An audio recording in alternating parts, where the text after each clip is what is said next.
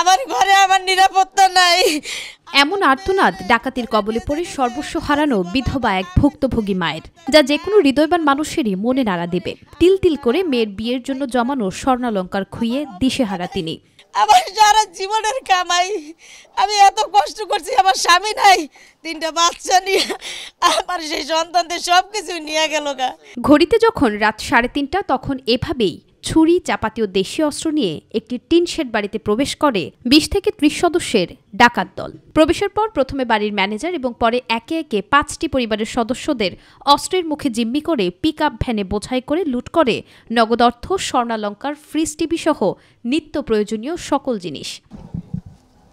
কারোর কোলের ছোট শিশু কিংবা কারোর স্বামীর গলায় অস্ত্র ঠেকিয়ে লুট করা হয়েছে সর্বস্ব। প্রাণে বেঁচে গেলেও উপার্জনের সবটুকু হারিয়ে এমন হাহাকার ভুক্তভোগী প্রতিটি পরিবারের। আবার 2টা ছুরি এবার ধরছে আর বলে কোনো কথা বলবেন না। আমাকেও খুব আক্রমণ হচ্ছে, কোনো কথা বলবেন না। আর একটা কথা বলছে যে আপনারা সবাই চুপ থাকবেন, কোনো আপনাকে গায়ে আঘাত করা হবে না। গহনাগাটি, টাকা পয়সা, ফ্রিজ, টিভি, সেলাই মেশিন ছিল, সব কিছু নিয়ে গেছে। যদি আমি চিল্লাফাল্লা করি তার জন্য আমার কাবু করার জন্য আমার এই বাচ্চার গলায় ছুরি ধরছিল। আমার কারেন্টের মেশিন ছিল, আমার ওইটা দিয়েই আমার রুচি, আমরা কামাই ওইটা দিয়েই। ম্যানেজার আমাদের ডাকছে, সবাই বের হও, সবাই বের হও। আমরা বের হয়েছি, দরজা খুলছি, খুলে দেখি ওনারা আমার স্বামীর গলায় ছুরি ধরছে। মোহাম্মদপুরে এমন ডাকাতির ঘটনা নতুন নয় উল্লেখ করে প্রশাসনকে কঠোর হস্তে তা দমন করার আহ্বান সাধারণ মানুষের। সেই সাথে নিরাপত্তা জোরদার করার দাবি তাদের। সেনাবাহিনী যদি কঠোর থাকতো, প্রশাসন কঠোর থাকতো, তাহলে তারা এত বড় সাহস পাইতো না। আমরা এটাই আবেদন জানাই যেন ভালোভাবে আমরা দেশের জন্য বসবাস করে যাইতে পারি। আজকে এই বাসায় হয়েছে, আরেকদিন যে আরেক বাসা হবে না এটা তো কোনো গ্যারান্টি নেই।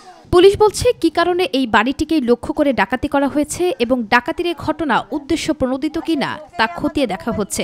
তদন্ত শেষে সঠিক কারণ জানা যাবে। দিনকে দিন যেন চুরি, ছিনতাই, ডাকাতি এমনকি খুনের মতো ঘটনায় ভয়াবহ রূপ নিচ্ছে ত্রাসের রাজ্য খ্যাত মোহাম্মদপুর এলাকা। বাদ পড়ছেন না ধনাঢ্য থেকে শুরু করে দিনমজুর এবং খেটে খাওয়া মানুষ। প্রশ্ন হলো, প্রশাসনের এত কঠোর অবস্থানের পরও কিভাবে বাড়ছে এত অপরাধমূলক কর্মকাণ্ড, বা এর শেষই বা কোথায়? সাধারণ মানুষের দাবি, সুষ্ঠু তদন্তের মাধ্যমে ফিরে আসুক বসবাসের স্বাভাবিক পরিবেশ। নুসরাত শারমিন, মাই টিভি, ঢাকা।